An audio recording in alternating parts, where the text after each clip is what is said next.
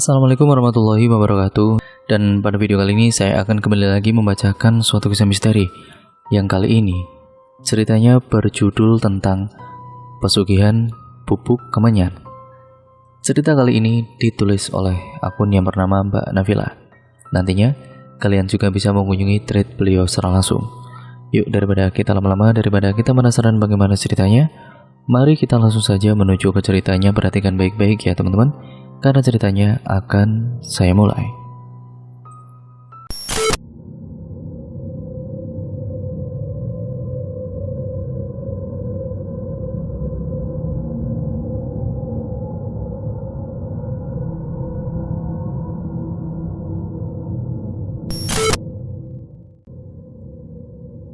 Di sebuah kampung yang jauh dari perkotaan, hiduplah sebuah keluarga yang miskin.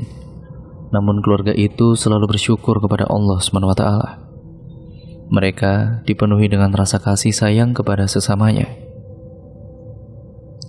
Keluarga kecil yang bahagia walau serba kekurangan. Banyak sekali cobaan-cobaan datang silih berganti menimpa keluarga ini. Mereka tetap sabar dan ikhlas menjalaninya. Pada suatu ketika, keluarga itu sedang dalam kesulitan. "Pak, persediaan makanan kita habis, Pak. Mungkin cuma cukup untuk nanti sore. Ibu sudah tidak mempunyai simpanan uang lagi, Pak," kata istrinya. "Iya, Bu. Nanti Bapak carikan uang. Bapak pergi ke pasar dulu ya, Bu." "Pak, sekalian jual ini ya, Pak, buat beli makanan," ucap ibu sambil mengambil radio butut yang sudah usang itu. "Walaupun cuma laku sedikit, ya bisa buat menyambung hidup, Pak." "Iya, Bu. Bapak berangkat ke pasar dulu ya. Assalamualaikum," ucap bapak. "Waalaikumsalam. Hati-hati di jalan ya, Pak," jawab ibu.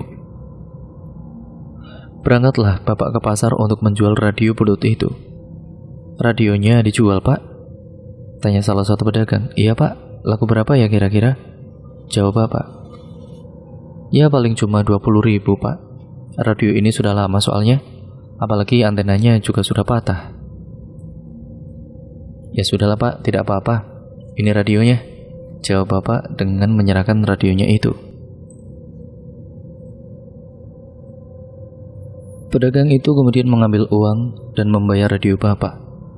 Dengan rasa syukur, bapak berjalan menuju warung untuk membeli makanan.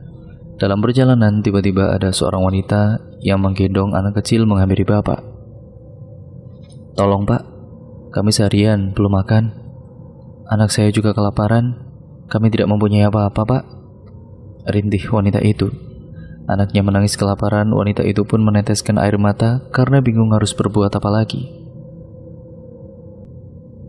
Dengan rasa iba, bapak berkata dalam hati, "Ya Allah, segala puji bagimu. Ternyata masih ada yang lebih kelaparan dari keluargaku," ucap bapak dalam hati penuh rasa syukur. Setelah itu, bapak kemudian mengambil uang hasil jual radio tadi dan diberikan kepada wanita itu untuk membeli makanan. Wanita itu mengucapkan terima kasih. "Alhamdulillah, terima kasih, Pak. Semoga Allah SWT membalas kebaikan bapak," doa wanita itu. "Amin. Cepat belikan makanan, Bu. Kasihan anak ibu sudah kelaparan," ucap bapak.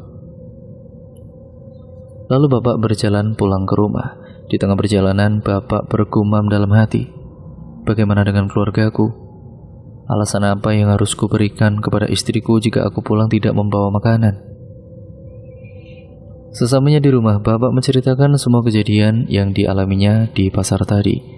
Istri bapak mendengar dan kemudian tersenyum. Ia tidak menyalahkan suaminya, justru ia memuji suaminya. "Pak, apa yang bapak lakukan tadi itu sangat mulia, Pak, dan ini merupakan kabar baik. Semoga Allah memberi jalan kepada kita. Sekarang bapak bisa memancing. Siapa tahu dapat ikan besar buat makanan hari ini," tambah ibu. Dengan semangat, bapak pergi ke kali untuk memancing. Dengan sabar, bapak memancing dan menunggu umpan dimakan ikan.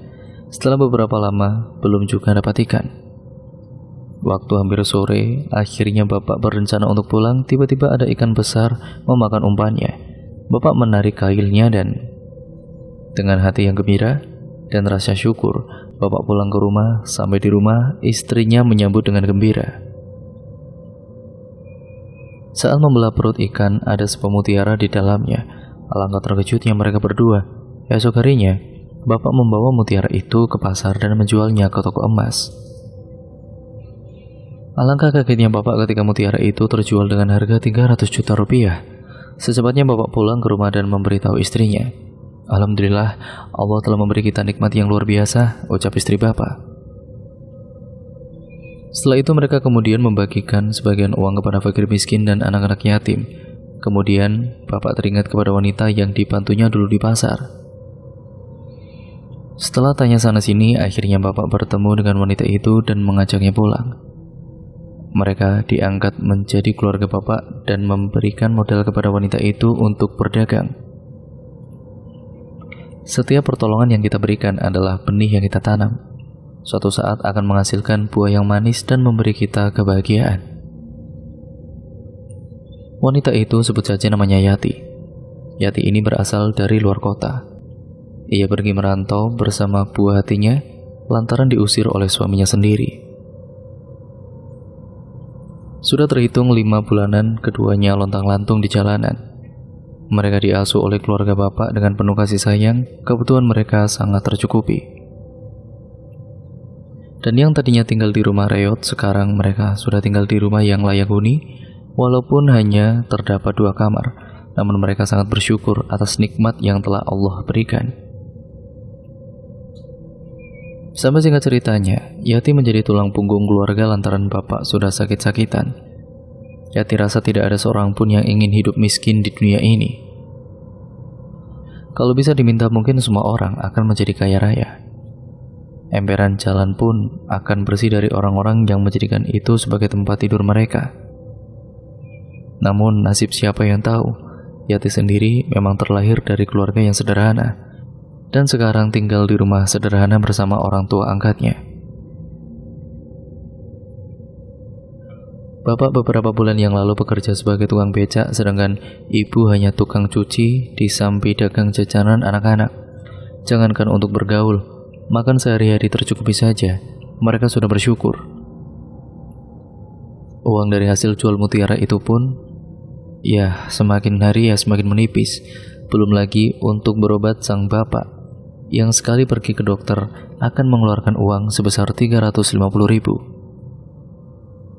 Yati yang melihat keadaan keluarganya itu pun yang begitu menyedihkan membuatnya mencari cara bagaimana ia bisa bekerja dengan upah yang lumayan. Selagi bisa punya tenaga, Yati akan mencari pekerjaan ke tetangganya. Nah, ada salah satu tetangganya yang mengajak Yati untuk bekerja ke Jakarta, dan dari situlah kehidupan keluarga mulai membaik perlahan. 1 tahun kemudian, bapak sakitnya semakin parah dan kakinya tidak bisa lagi diajak untuk berjalan normal. Dari Jakarta, Yati terus mengirimkan uang agar meringankan beban mereka, dan semua berjalan hingga akhirnya Yati menemukan seorang pria yang membuatnya jatuh cinta. Kita sebut saja namanya Erik. Dia adalah karyawan di salah satu supermarket dekat dengan tempat tinggalnya. Mulanya ia sulit sekali didekati, tapi lama-kelamaan ia sendiri yang mengejarnya. Teman-temannya pun sering meledek Yati kalau Erik tiba-tiba datang ke kontrakan hanya untuk bertemu. Ya, namanya juga kan kucing. Dikasih ikan siapa yang nolak? Hubungannya dengan Erik memang harus ia akui terlampau jauh, tapi itu semua atas dasar mau sama mau, hingga akhirnya Yati hamil. Kondisi keluarga angkatnya yang mulai membaik pun harus dikejutkan dengan kepergian bapak. Semua histeris dan terkejut. Yati langsung pulang. Begitu mendengar kabar itu, Yati tinggalkan Erik begitu saja tanpa pamit. Di kampung tidak mungkin Yati memberi kabar akan menikah dengan Erik karena bapak baru saja pergi. Jadi ia simpan semuanya sampai ada waktu yang tepat untuk mengatakannya.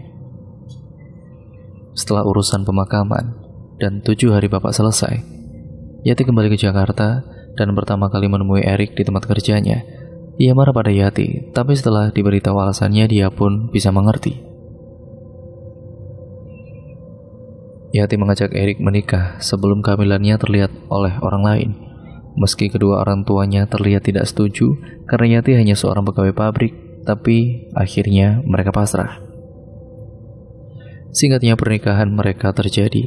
Yati tahu kedua orang tua Erik sama sekali tidak menyukainya. Mungkin kalau bukan karena kondisi Yati yang hamil, pernikahan itu tidak mungkin terjadi. Setelah menikah, Erik pun kemudian bertanggung jawab penuh dengan kebutuhan Yati dan anak mereka. Ia sementara di rumah sampai dia ingin kembali untuk bekerja. Yati pun ikut bekerja siang dan malam agar kebutuhan keluarga di kampung dan anaknya bisa terpenuhi dengan baik, karena tidak mungkin Yati langsung lepas tanggung jawab pada mereka setelah menikah. Hari demi hari berganti dan anak mereka pun sudah bertambah satu, tapi sikap Erik mulai terlihat tidak stabil. Dia selalu marah-marah dan tidak mau disentuh oleh istrinya. Hari demi hari berganti dan anak mereka pun sudah bertambah satu, tapi sikap Erik mulai terlihat tidak stabil. Dia selalu marah-marah dan tidak mau disentuh oleh istrinya. Saat itu Yati pikir dia memang sedang dalam tahap tidak stabil.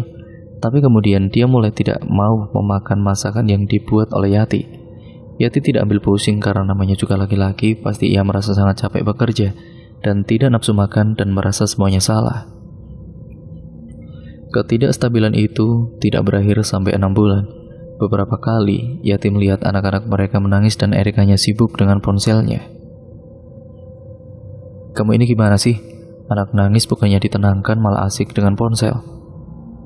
"Itu anakmu, kamu saja yang urus mereka. Aku bosan," jawabnya.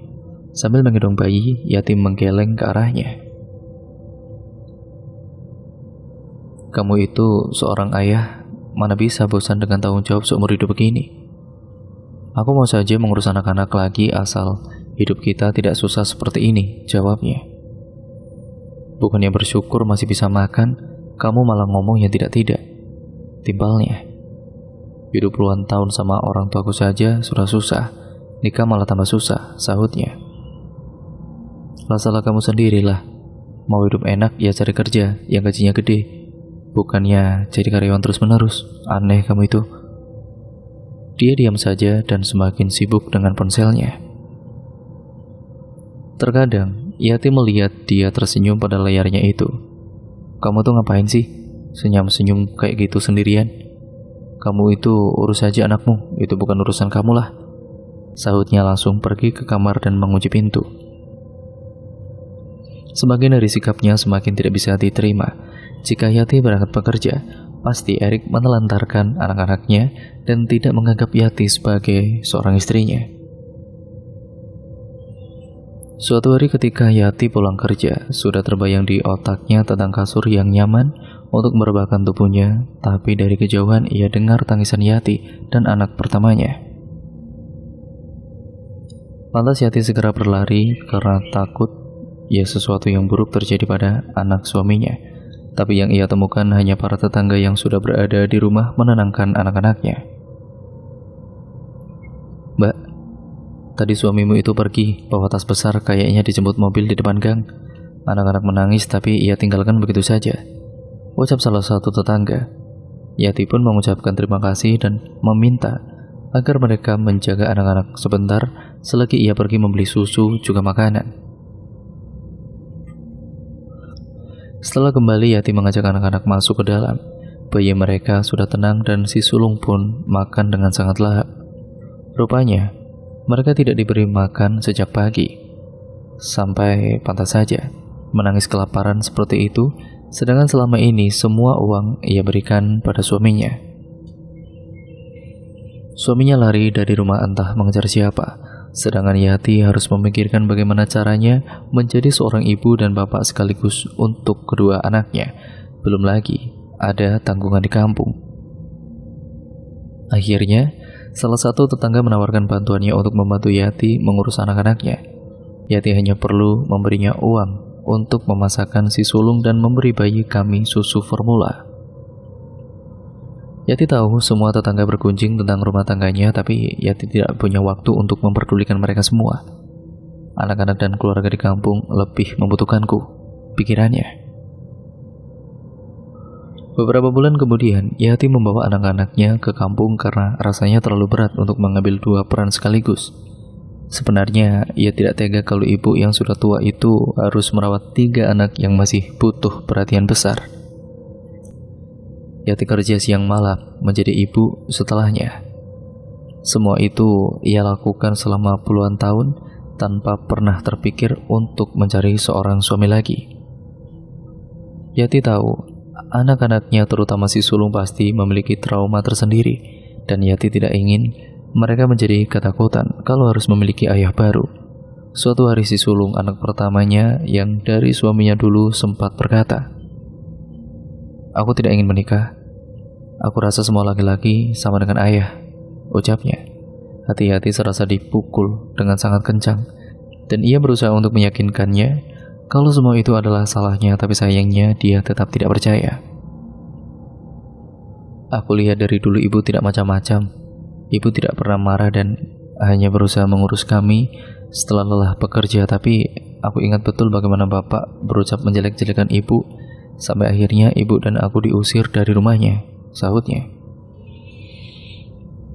Sebenarnya Yati ini bersyukur memiliki anak-anak yang tahu tentang kebenarannya, tapi tidak pernah sekalipun ia ajarkan pada mereka untuk membenci ayahnya. Ketika anak-anak mulai dewasa, mereka menyuruhnya untuk berhenti bekerja.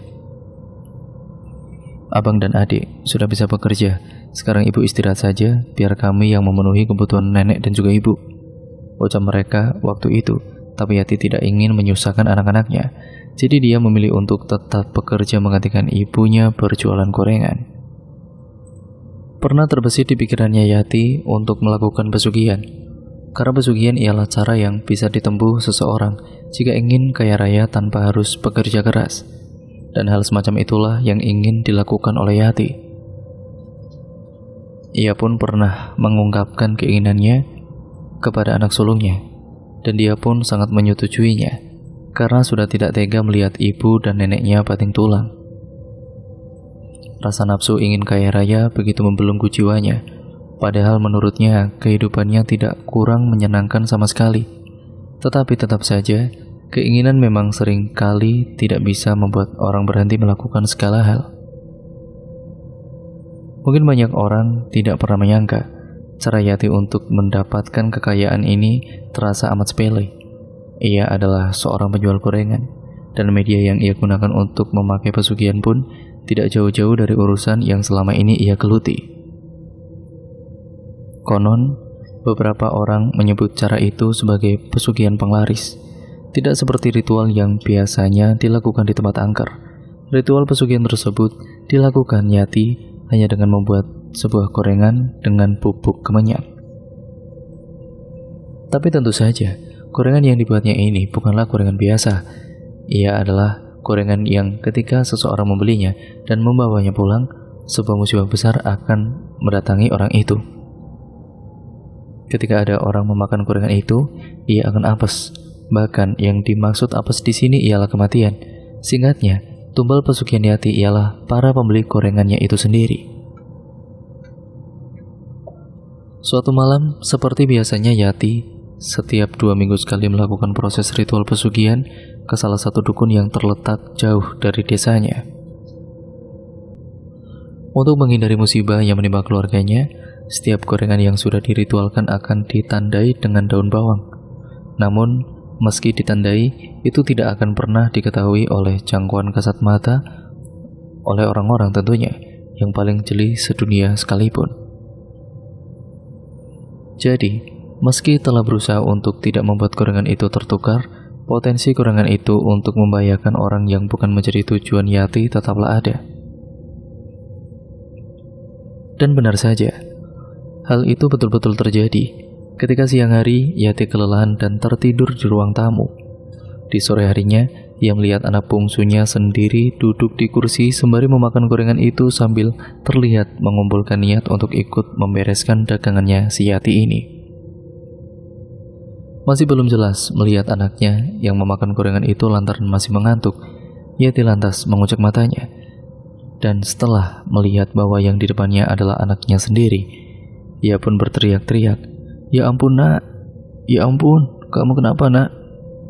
teriak Yati. "Kenapa ibu teriak-teriak?" jawab si bungsu. Yati marah, jengkel, namun juga bercampur rasa sedih. Hendak menangis menjawab pertanyaan anaknya yang polos itu, dan pagi harinya hal buruk benar-benar menimpa anak bungsunya Yati. Si bungsu mengalami kecelakaan sampai kehilangan nyawa. Sepulang dari sekolah, anaknya ini ditabrak oleh sebuah mobil yang melaju dengan kecepatan amat kencang. Ia pun dirawat di ruang gawat darurat rumah sakit terdekat. Mengetahui musibah itu menimpa anaknya, Yati menyesal sejadi-jadinya. Ia khawatir, meski beberapa waktu lagi anaknya telah pulang dari dirawat dan juga sembuh, sesuatu yang buruk terjadi pada salah seorang yang ia sayangi karena kejahatan dan keteledorannya sendiri soal korengan pemberi musibah itu.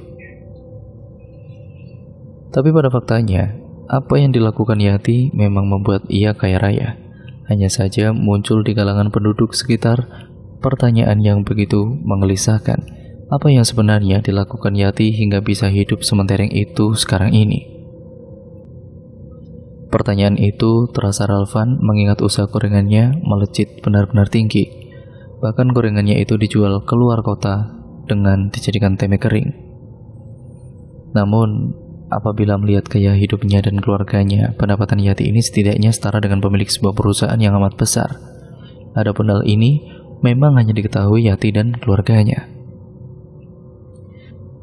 Untuk mengembangkan usahanya, ia telah melakukan perjanjian dengan jin penunggu hutan. Perjanjian itu mengharuskan Yati membuat adonan gorengan dengan ditaburi bubuk kemenyan yang telah diritualkan. Setelah itu Yati diharuskan memberi sesajen untuk jin penunggu hutan beberapa minggu sekali. Yati yang menggunakan pesugihan, maka selain mencari rezeki dengan cara yang tidak sehat, Yati juga harus mengorbankan banyak pembeli untuk menjalankan usahanya itu. Namun sekali lagi, itu hanya diketahui oleh Yati dan keluarganya. Namun sayang seribu sayang, gorengan yang telah diracik sedemikian rupa dimakan oleh anak bungsunya. Dari situ Yati merasa ketakutan dan hal itulah yang membuatnya mengira bahwa ia telah salah mengambil langkah. Akhirnya satu perjanjian membawanya kepada penderitaan seumur hidup. Ibu dan juga anak bungsunya meninggal sebagai tumbal bagi iblis atas pesugihan yang dilakukan oleh Yati. Musibah ini pada akhirnya mengganggu fisiknya maupun mentalnya. Ia tidak lagi memberikan sesajen dan usahanya berakhir gulung tikar. Ia dirawat oleh tetangganya yang dipercaya oleh anak sulungnya untuk merawat ibunya itu. Tidak ada lagi yang bisa dilakukan kecuali berbaring lemas di ranjang lusuh dengan iblis yang mengangkang di atasnya bersama tatapan yang mengerikan. Langit masih saja mendung dan hujan deras tidak kunjung reda. Semua harta yang dimilikinya pun ludes habis tidak tersisa. Mereka pun kembali lagi hidup dengan serba kekurangan. Sang sulung pun akhirnya memutuskan untuk pergi merantau demi menghidupi ibu dan adik-adiknya. Dan cerita pun akhirnya selesai sampai di sini ya teman-teman. Terima kasih untuk kalian semua yang sudah menyimak video kali ini dan cerita kali ini. Jangan lupa untuk kalian like, komen, dan share video kali ini sebanyak-banyaknya. Dan jangan lupa untuk kalian subscribe untuk kalian yang baru mampir ke channel ini. Dan nyalakan tombol lonceng notifikasinya agar kalian tidak ketinggalan video terbaru selanjutnya dari channel ini. Untuk kalian yang baru gabung juga, kalian bisa cek dan scroll ke bawah, banyak sekali cerita-cerita yang menarik untuk kalian dengarkan ya di channel ini teman-teman. Dan jangan lupa, mohon maaf atas kesalahan saya yang mungkin narasi saya kurang jelas ataupun artikulasi saya mungkin tidak jelas juga, pembawaan saya yang begitu cepat atau mungkin bahkan begitu lambat. Nah, saya meminta maaf sebesar-besarnya ya teman-teman. Pokoknya, pesan dari cerita kali ini semoga kalian bisa mengambil sisi positifnya dan buang sisi yang buruknya. Dan terutama jangan sampai kita benar-benar terjerumus ke dalam lebah pesugihan, karena benar-benar akan membuat mungkin kita akan benar-benar senang, tapi itu sesaat. Dan pada akhirnya, ya kalian akan menderita juga dan jauh lebih menderita dari apa yang mungkin kalian bayangkan. Sekian dan terima kasih ya teman-teman. Semoga bermanfaat video kali ini. Dan jangan lupa untuk selalu stay tune di channel ini. Sekian dan terima kasih video ini. Saya akhiri. Wassalamualaikum warahmatullahi wabarakatuh.